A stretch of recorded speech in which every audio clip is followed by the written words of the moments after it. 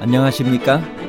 인생의 복잡한 문제들을 말씀으로 단칼에 해결해주는 김종근 목사의 쾌도 남마입니다.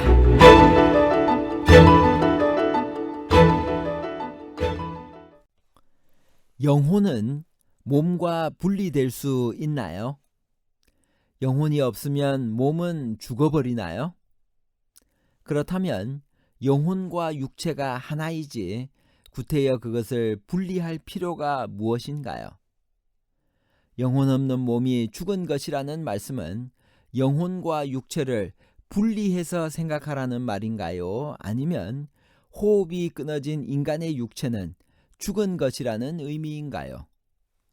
영혼과 육체의 분리와 호흡이 끊어진 인간의 육체에 관한 복잡한 문제를 하나님 말씀의 가르침으로 명쾌하게 해결해 드리겠습니다. 영혼 없는 몸이 죽은 것이라는 뜻은 무엇인가요?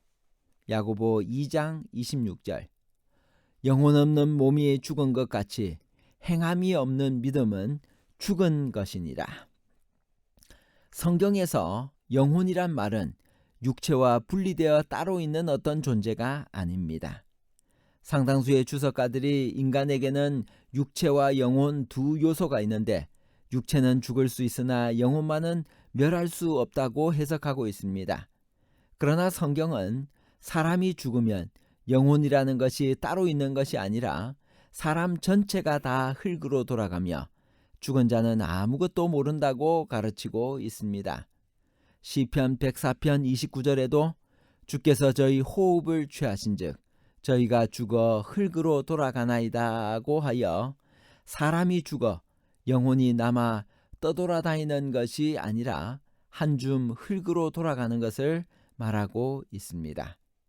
흙은 여전히 땅으로 돌아가고 신은 그 주신 하나님께로 돌아가기 전에 기억하라고 한 전도서 12장 7절의 말씀은 마치 죽은 후에 영혼이 하나님께로 가는 것을 말하는 것 같지만 여기서 신으로 번역된 히브리어 루아흐는 특별한 뜻을 가지고 있는 것이 아니라 호흡, 바람이라는 뜻입니다. 루아흐는 구약에 377번 나타나는데 대부분 바람, 호흡, 영 등으로 번역됩니다. 시편 104편 29절의 호흡과 전도서 12장 7절의 신이란 말의 히브리어 원어가 똑같이 루아흐라는 것이 그것을 증명합니다. 사람이 죽으면 그 호흡이 끊어져서 호흡을 주신 분 하나님께로 돌아간다는 말입니다. 따라서 영혼이라고 번역된 구약의 루아흐는 호흡하며 존재하는 인간 존재 전체를 의미하는 것입니다. 그것은 불멸하는 어떤 물질이 아닙니다. 에스겔서 18장 4절에도 범죄하는 그 영혼이 죽으리라고 되어 있습니다. 그러므로 영혼, 호흡 없는 몸이 죽은 것 같이 행함이 없는 믿음은 죽은 것이라는 야고보서 2장 26절의 말씀도 같은 뜻으로 해석해야 합니다. 즉 호흡이 끊어진 사람이 죽은 사람인 것처럼 행함이 없는 믿음은 죽은 믿음이라는 것입니다. 신약에서 영 또는 영혼이라고 번역된 헬라어 원어는 푸슈케나 푸뉴마인데 푸뉴마 역시 바람 또는 호흡의 뜻을 가지고 있으며 구약의 루아흐와 같은 의미입니다. 푸슈케는 신약에 40번 쓰였는데 호흡이나 목숨 혹은 생명의 뜻으로 쓰여졌으며 단순히 사람 전체를 의미하기도 합니다. 때로는 대명사로 쓰이며 감정이나 정신 혹은 마음을 나타내기도 합니다. 신약성경 어디에도 푸뉴마나 푸슈케를 육체와 독립되어 실제하는 어떤 것으로 나타내지 않습니다. 따라서 영혼 없는 몸이 죽은 것 같이 행함이 없는 믿음은 죽은 것이니라는 본문의 말씀도 영혼이 빠져나가 버리면 육체는 죽은 것과 마찬가지다라는 말이 아니라 사람의 육체에서 분리되어 나온 실제하는 어떤 영적 생명을 말하는 것이 아니라 호흡하지 않는 인간의 육체는 죽은 것과 마찬가지다라는 의미입니다. 재림교 주석은 야고보서 2장 26절의 영혼을 어떻게 설명하고 있나요? 야고보 2장 26절. 영혼 없는 몸이 죽은 것 같이 행함이 없는 믿음은 죽은 것이니라. 영혼 혹은 호흡이라고 하는데, 사도는 그의 반대자에게 상고해 보라고 권하는 반박할 수 없는 한 가지 사실을 이야기를 합니다. 호흡이 없을 때 육체의 생명은 없다로 그의 논정을 끝내는 것입니다. 여기서 죽은이라고 하는 말은 아브라함의 믿음이나 라합의 믿음 혹은 히브리서 11장에 존경받는 여러 믿음의 영웅들 중 어느 누구의 믿음도 죽은 것은 없었습니다. 믿음으로 그들은 순종했습니다. 자신들을 위한 그리스도의 봉사를 반사하는 개인적인 증거 없는 그저 명목상으로만 교인된 자들은 말하자면 시체에 불과했습니다.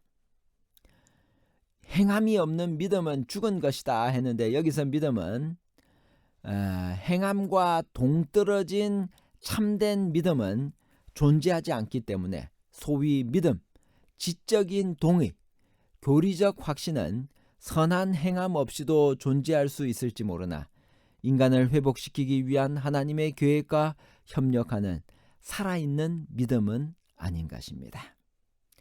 창세기 2장 7절의 생기는 무엇일까요? 창세기 2장 7절.